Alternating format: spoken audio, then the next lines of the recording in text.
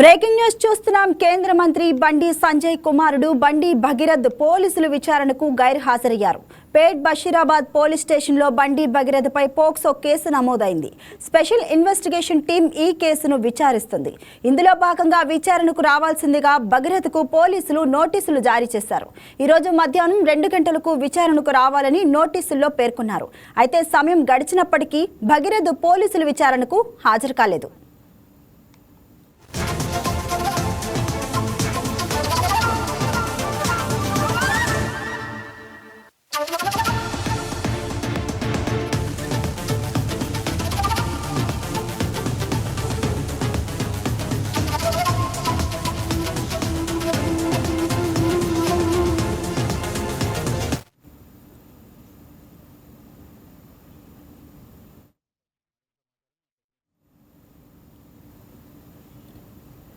ఈ కేసుకు సంబంధించిన ఎఫ్ఐఆర్లో పలు సెక్షన్లను పోలీసులు జోడించారు.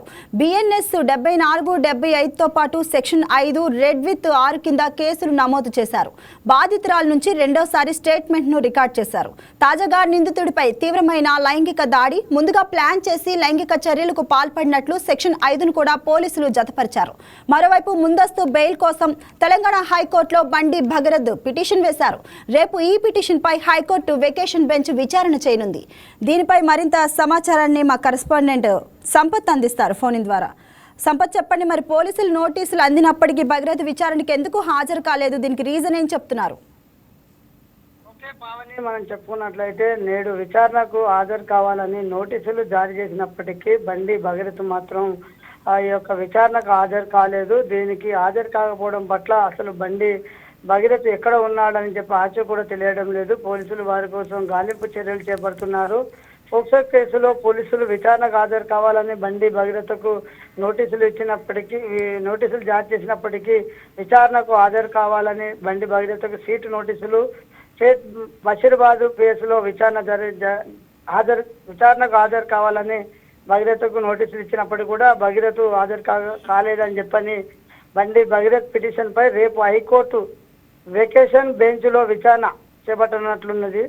బండి భగీరథ్ పరారులో ఉన్నట్టు కూడా పోలీసులు తెలియపరుస్తున్నారు. ఇప్పటికే పోలీసులు హైదరాబాద్లో పలు చోట్ల పోస్టర్లు వేస్తూ బండి భగీరథ్ అరెస్టుకు తెలియపరచాలని చెప్పి కూడా తెలియపరుస్తున్నారు.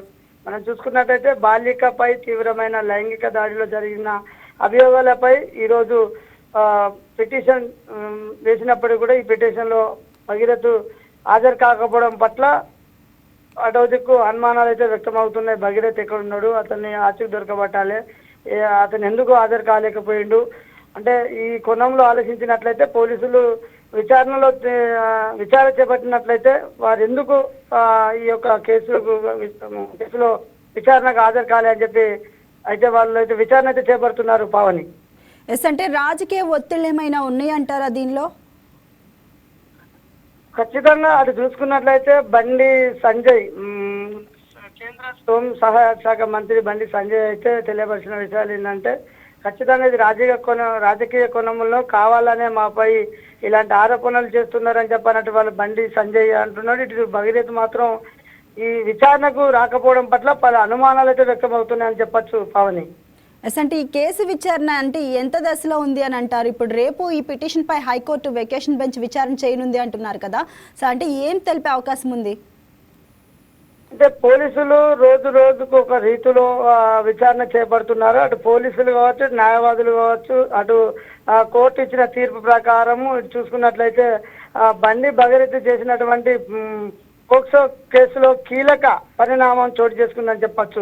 రోజుకు ఒక తీవ్రమైన పరిణామాలు ఏర్పడుతున్నాయి. ఏదేమైనప్పటికీ బండి భగీరథ్ ఈ యొక్క విచారణకు హాజరు కాకపోవడం పట్ల ఇక్కడ సంపత్, భగీరథ్ ముందస్తు బెయిల్ పిటిషన్ పై అసలు పోలీసుల వాదన ఏమిటి?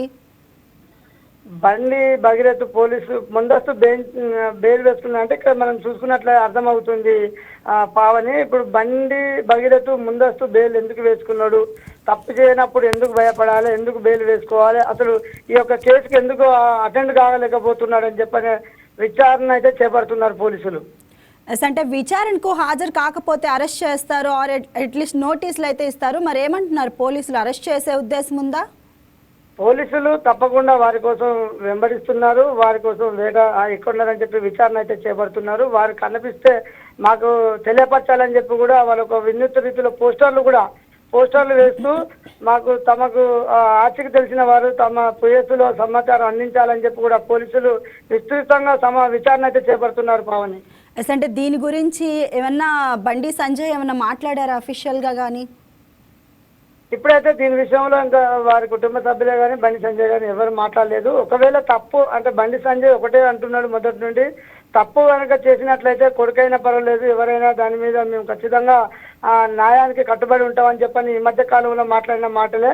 కాబట్టి ఇది కావాలనే రాజకీయ కోణంలో మాపై కావాలని ప్రతిపక్ష నాయకులు చేస్తున్నారని ఒక ఆరోపణలు అయితే బండి సంజయ్ అయితే చేస్తున్నారు. Pavani, yes, thank you Sampath.